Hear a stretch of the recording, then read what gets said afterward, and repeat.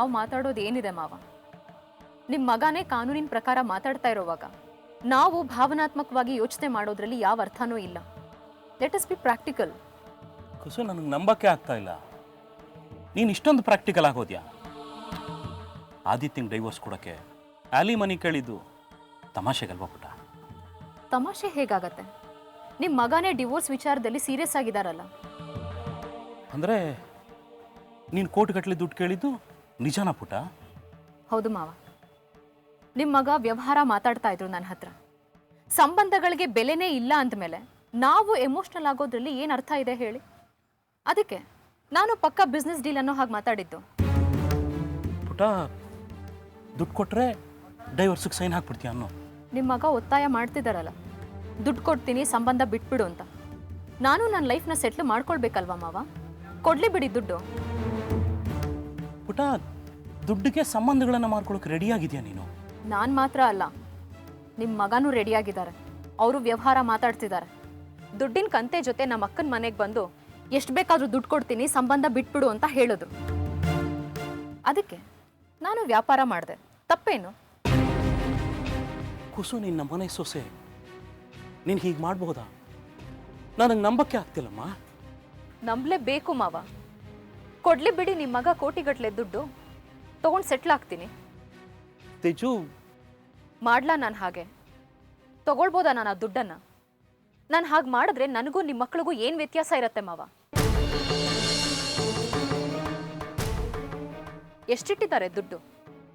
ಸಂಬಂಧ ಅಂದ್ರೆ ವ್ಯಾಪಾರ ಮಾಡೋ ಸರಕು ಅಂತ ತಿಳ್ಕೊಂಡಿದಾರ? ನಿಮ್ಮ ಮಕ್ಕಳಿಗೆ ಪ್ರೀತಿ ಪ್ರೇಮ ಅನ್ನೋ ಭಾವನೆಗಳ ಪರಿಚಯನೇ ಇಲ್ವಾ? ಗಂಡ ಹೆಂಡತಿ ಅನ್ನೋ ಬಾಂಧವ್ಯ ಕಾಣೋದೇ ಇಲ್ವಾ? ನಿಮ್ಮ ಮಗನಿಗೋಸ್ಕರ ಶಬರಿ ಕಾದ ಹಾಗೆ ಇಷ್ಟು ವರ್ಷ ಕಾದ್ನಲ್ಲ ಮಾವ. ಅದಕ್ಕೆ ಬರ್ತಿದ್ದ ಹಾಗೆ ಹೇಗೆ ಉದ್ಧಾರ ಮಾಡ್ತಿದ್ದಾರೆ ನೋಡಿ. ನಿಮ್ಮ ಮಕ್ಕಳಿಗೆ ಏನು ಸಂಸ್ಕಾರ ಕಲಿಸಿದ್ದೀರಾ ಮಾವ ನೀವು? ಒಬ್ಬ ಮಗ ಹೆಂಡತಿನ ನಂಬದೇ ಇರೋಷ್ಟು ಅನುಮಾನದ ಪಿಶಾಚಿ. ಇನ್ನೊಬ್ಬ ಮಗ ಸಂಬಂಧ ಒಡೆದು ಆಸ್ತಿ ಲಪ್ಟಾಯಿಸ್ಬೇಕು ಅಂತ ಕಾದು ಕೂತಿರೋ ಪರಮ ನೀಚ. ಇವರೆಲ್ಲ ಸೇರಿ ವ್ಯಾಪಾರಕ್ಕೆ ನಿಂತ್ರೆ ನಾನೇನ್ ಮಾಡ್ಬೇಕು ಹೇಳಿ ಮಾವ? ನನ್ನ ಅಂತರಾತ್ಮಕ್ ನೋವಾಗಲ್ವಾ? ಪ್ರೀತಿಗೆ ಬೆಲೆ ಕೇಳ್ತಾನೆ ನಿಮ್ಮ ಮಗ. ನನ್ನ ಪ್ರೀತಿಗೆ ಬೆಲೆ ಕಟ್ಟೋ ಯೋಗ್ಯತೆನಾದ್ರೂ ಇದೆಯಾ ಅವನಿಗೆ? ಏನ್ ತಿಳ್ಕೊಂಡಿದ್ದಾನೆ ಸಂಬಂಧ ಅಂದ್ರೆ? ತಪ್ಪಾಯ್ತು. I am really sorry. ನನ್ನ ಮಕ್ಕಳು ನೀಚರು, ಅಯೋಗ್ಯರು, ನಾನು ಒಪ್ಕೋತೀನಿ ಕುಸು. ನಾನು ಯಾಕೆ ಮಾವ ನಿಮ್ಮ ಮಕ್ಕಳ ದುಡ್ಡಿಗೆ ಆಸೆ ಪಡ್ಲಿ? ಕಷ್ಟದ ದಿನಗಳಲ್ಲಿದ್ದಾಗಲೇ ಕೈ ಚಾಚಲಿಲ್ಲ. ಕಷ್ಟಪಟ್ಟು ನಾನು ಈ ಮಟ್ಟಕ್ಕೆ ಬಂದಿದ್ದೀನಿ. ಈಗ ಸಂಬಂಧನ ಮಾರ್ಕೊಂಡು ಅನ್ನ ತಿನ್ನೋ ಹಣೆ ಬರ ನನಗೆ ಬಂದಿಲ್ಲ. ಗೊತ್ತು ಮಗು ನನಗೆ. ದುಡ್ಡಿದೆ ಅನ್ನೋ ದಿಮಾಕ್ನಲ್ಲಿ ಮಾತಾಡ್ತಾನಲ್ವಾ ನಿಮ್ಮ ಮಗ? ಅದಕ್ಕೆ ಕೇಳಿದ್ದು ನಿನ್ ಯೋಗ್ಯತೆ ಎಷ್ಟಿದೆ ಅಂತ. ಇದ್ದ ಬದ್ದ ದುಡ್ಡನ್ನೆಲ್ಲ ಕೊಡು ಅಂತ ಕೇಳಿದ್ದೀನಿ. ಅದ್ರ ಅರ್ಥ ಸಂಬಂಧ ಅನ್ನೋದು ಹಣಕಾಸಿಗೆ ಸಿಗೋಂಥದ್ದಲ್ಲ ಅನ್ನೋದು. ಇದನ್ನ ನಿಮ್ಮ ಮಕ್ಕಳು ಅರ್ಥ ಮಾಡ್ಕೋಬೇಕು ಮಾವ. ನಾನು ನನ್ನ ನಿರ್ಧಾರಕ್ಕೆ ಬದ್ಧವಾಗಿದ್ದೀನಿ. ನಾನು ಆ ಮನೆಗೆ ಬರೋದೂ ಇಲ್ಲ, ನಿಮ್ಮ ಮಗನಿಗೆ ಡಿವೋರ್ಸ್ ಕೊಡೋದೂ ಇಲ್ಲ.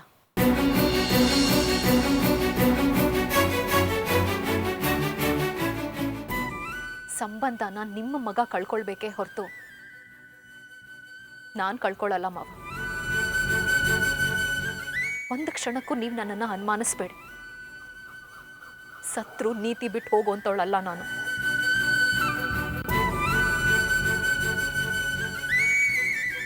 ಬರ್ತೀನಿ.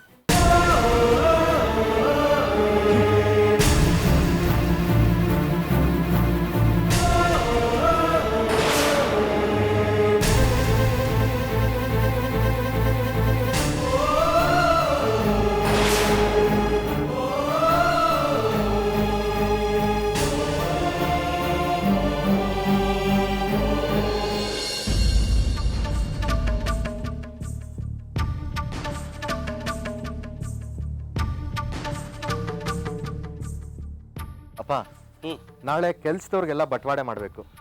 ಹೇಗೂ ನೀನೇ ಬಂದಿದ್ಯಲ್ಲ ಪ್ರೇಮ್, ನೀನೇ ನೋಡ್ಕೋ ಅದನ್ನೆಲ್ಲ. ಸರಿ. ಇದೇನ್ ತಾತ ಇಲ್ಲಿ ಕೂತಿದ್ದೀರಾ? ಸದ್ಯ ನೀವಿಬ್ರು ಬಂದ್ರಲ್ಲ, ನಾನೇ ಹೇಳಿ ಕಳ್ಸೋಣ ಅಂತ ಅನ್ಕೊಂಡಿದ್ದೆ. ಯಾಕಪ್ಪ, ಏನಾಯ್ತು? ಏನಾಗ್ತಿದೆ ಅಂತಾನೆ ನನಗೂ ಗೊತ್ತಾಗ್ತಿಲ್ಲ ಗುರುಮೂರ್ತಿ. ಅಲ್ಲ ಕಣೋ, ಈ ಇಳಿ ವಯಸ್ಸಿನಲ್ಲಿ ನಾನು ಇದನ್ನೆಲ್ಲ ಅನುಭವಿಸ್ಬೇಕಾ ಹೇಳು? ತಾತ ಸರಿಯಾಗಿ ಹೇಳಿ ಏನಾಯ್ತು ಅಂತ. ಸಾಕ್ಷಿ ದೇವಸ್ಥಾನಕ್ಕೆ ಅಂತ ಹೋದ್ಲು, ಇನ್ನೂ ಮನೆಗೆ ಬಂದಿಲ್ಲ. ಅದಕ್ಕೆ ಅಪ್ಸೆಟ್ ಆಗುವಂಥದ್ದು ಏನಿದೆ? ಹೋಗ್ಲಿ, ಅವ್ರ ಮೊಬೈಲಿಗೆ ಟ್ರೈ ಮಾಡಿದ್ರಾ? ಮಾಡ್ದೆಪ್ಪ, ಅವಳು ಮೊಬೈಲ್ಗೂ ಟ್ರೈ ಮಾಡಿದೆ. ಆದರೆ ಅವಳು ಮೊಬೈಲ್ನ ಮನೆಯಲ್ಲೇ ಬಿಟ್ಟು ಹೋಗಿದ್ದಾಳೆ. ರಾಮಯ್ಯನ ದೇವಸ್ಥಾನದ ಹತ್ರ ಕಳಿಸಿದ್ದೆ. ಅವ್ರು ಆವಾಗಲೇ ಪೂಜೆ ಮುಗಿಸ್ಕೊಂಡು ಕಲ್ಯಾಣಿ ಕಡೆ ಹೋಗ್ತಾ ಇದ್ರು ಅಂತ ಅರ್ಚಕರು ಹೇಳಿದ್ರಂತೆ. ಕಲ್ಯಾಣಿ ಹತ್ರನಾ? ಯಾಕೆ? ಯಾಕೆ ಅಂತ ನೀನ್ ನನಗೆ ಹೇಳಬೇಕು.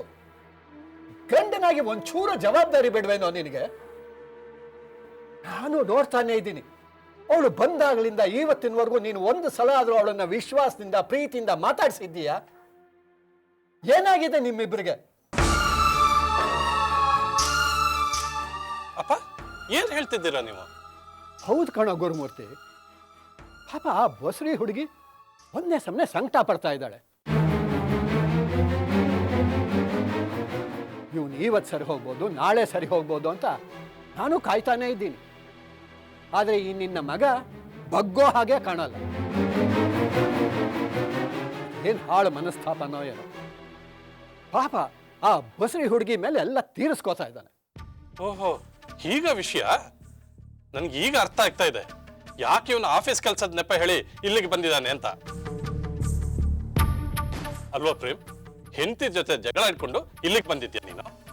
ನಾಚಿಕೆ ಆಗಲ್ವ ನಿಂಗೆ? ಜಯಶ್ರೀ ರಘುರಾಮ್ಗೆ ವಿಷಯ ಗೊತ್ತಾದ್ರೆ ಏನ್ ಅನ್ಕೊಳ್ಳಲ್ಲ ಅವ್ರು ನಮ್ಮ ಬಗ್ಗೆ.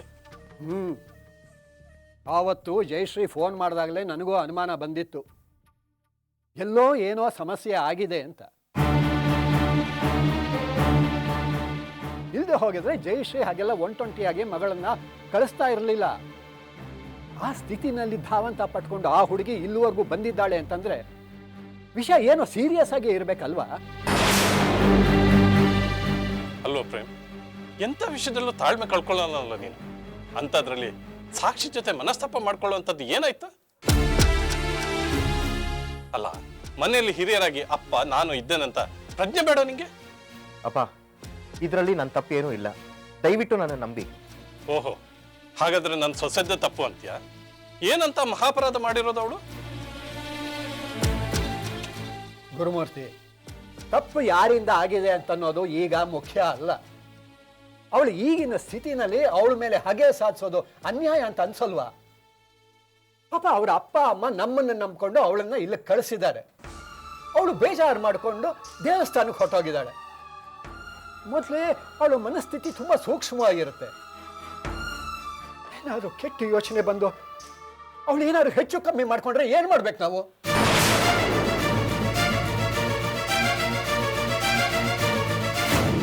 ನನ್ನ ಬಗ್ಗೆ ನಿಮ್ಗೆ ಅಸಹ್ಯ ಇದ್ರೆ ನೇರವಾಗಿ ಹೇಳ್ಬಿಡಿ. ಇನ್ಯಾವತ್ತೂ ನಾನು ನಿಮ್ಮ ಜೀವನದಲ್ಲಿ ಪ್ರವೇಶ ಮಾಡೋದಿಲ್ಲ.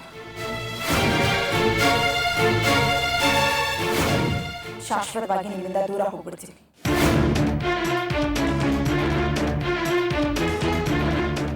ಅಪ್ಪ, ನಾ ಒಂದು ನಿಮಿಷ ಬರ್ತೀನಿ. ಏ ಪ್ರೇಮ್, ಎಲ್ಲಿಗೆ ಹೋಗ್ತಿದ್ಯಾ? ಅವ್ರು ಎಲ್ಲಿದ್ದಾರೆ ಅಂತ ಹುಡ್ಕೊಂಡ್ ಬರ್ತೀನಿ.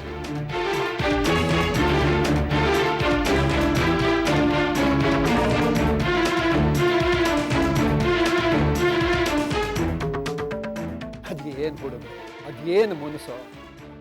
ಆದರೆ ಇವ್ರು ಈ ಮುನಿಸು ನಮ್ಮನ್ನು ಎಲ್ಲಿ ಮುಟ್ಸುತ್ತೋ ಗೊತ್ತಿಲ್ಲಪ್ಪ ನನಗೆ.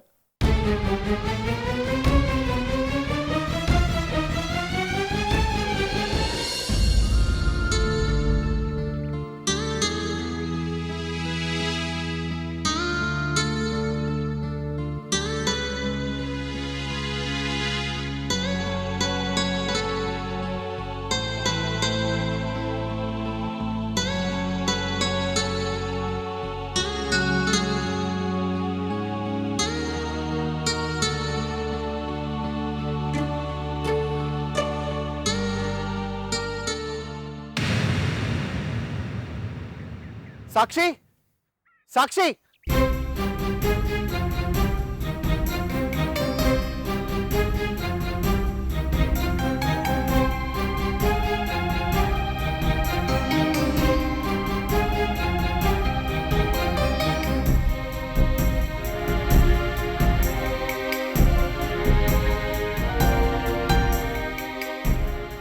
ನೀವಿಲ್ಲಿದ್ದೀರಾ?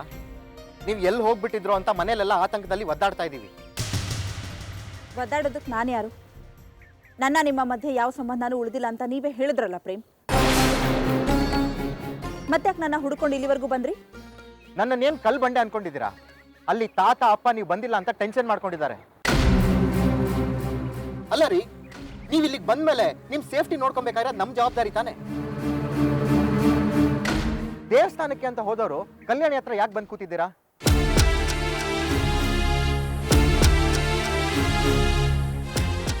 ಯಾಕೆ?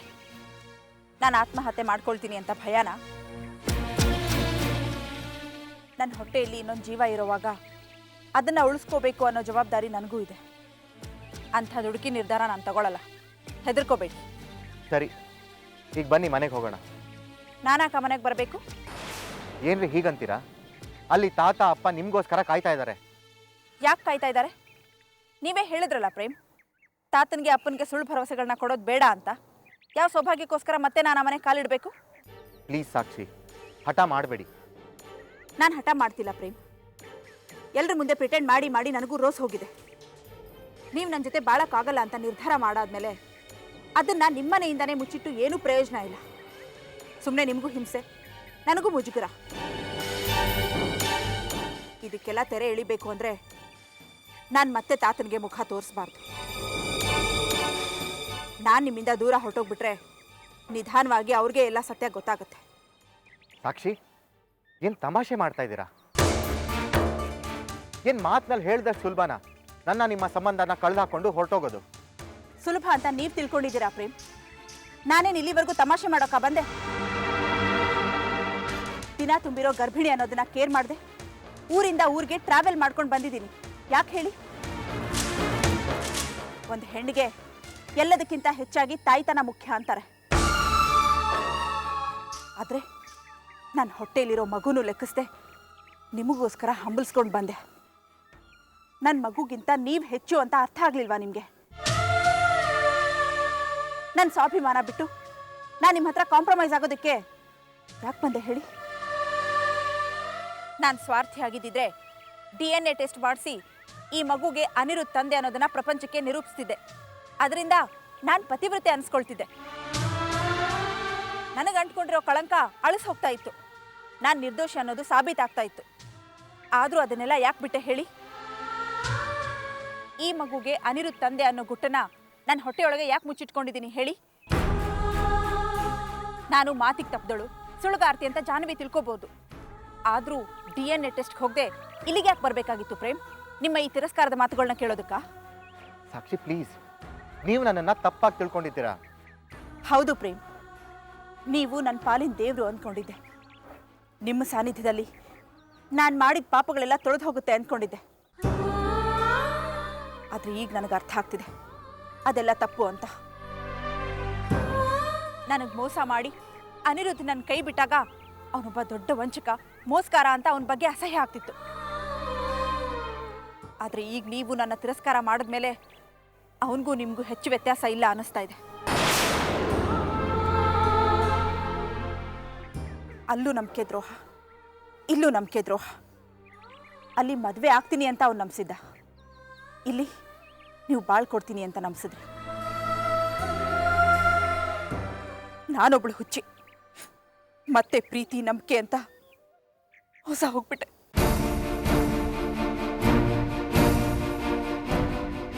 ನನ್ನನ್ನು ಅನಿರುದ್ಧಕ್ಕೆ ಹೋಲಿಸ್ತಾ ಇದ್ದೀರಾ? ನಾನು ನಿಮ್ಮನ್ನ ಮನ್ಸಾರೆ ಪ್ರೀತಿಸ್ತಾ ಇದ್ದೀನಿ, ಈ ಹೃದಯದಲ್ಲಿ ಇಟ್ಕೊಂಡು ಆಧರಿಸ್ತಾ ಇದ್ದೀನಿ. ಏನ್ರಿ ಗೊತ್ತು ನಿಮಗೆ ನನ್ನ ಪ್ರೀತಿ ಬಗ್ಗೆ? ನನ್ನ ಯೋಗ್ಯತೆನ ಅರ್ಥ ಮಾಡ್ಕೊಳಕ್ಕಾಗದೆ ನನ್ನನ್ನು ಜಡ್ಜ್ ಮಾಡೋದಕ್ಕೆ ನೀವ್ಯಾರು?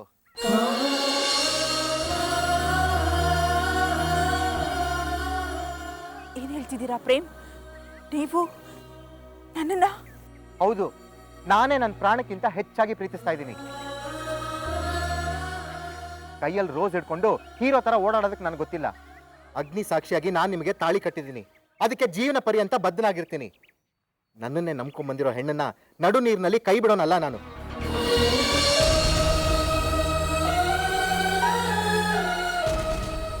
ಯಾಕಿನ್ನೂ ಹೀಗೆ ನಿಂತಿದ್ದೀರಾ? ನನ್ನ ಮಾತು ಮೇಲೆ ನಂಬಿಕೆ ಬರಲಿಲ್ಲ ಅಲ್ಲ ನಿಮಗೆ?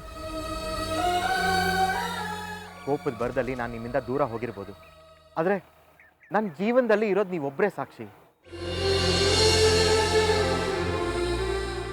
ನೀವೇನಾದರೂ ನನ್ನಿಂದ ದೂರ ಹೋದರೆ ಬೇರೆ ಹೆಣ್ಣಿಗೆ ನಾನು ಖಂಡಿತವಾಗ್ಲೂ ಜಾಗ ಕೊಡಲ್ಲ. ಯಾಕಂದರೆ ನನ್ನ ಹೃದಯಕ್ಕೆ ಅಷ್ಟೊಂದು ಹತ್ತಿರವಾಗ್ಬಿಟ್ಟಿದ್ದೀರಾ ನೀವು. ಪ್ರೇಮ್, ಇನ್ನೇನು ಹೇಳಲಿ ಸಾಕ್ಷಿ, ನಿಮ್ಮಿಂದ ದೂರ ಆಗಿ ನಾನು ಸಾಕಷ್ಟು ಕಷ್ಟ ಅನುಭವಿಸ್ಬಿಟ್ಟೆ. ಇನ್ನು ನನ್ನಿಂದ ಸಾಧ್ಯ ಇಲ್ಲ. ನಾನು ಸೋತು ಹೋಗ್ಬಿಟ್ಟೆ.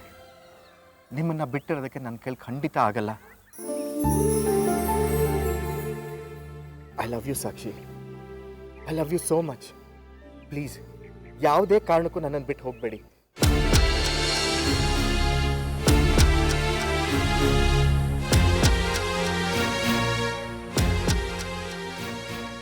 ಐ ಆಮ್ ಸಾರಿ ಪ್ರೇಮ್, ದಯವಿಟ್ಟು ನನ್ನ ಕ್ಷಮಿಸ್ಬಿಡಿ.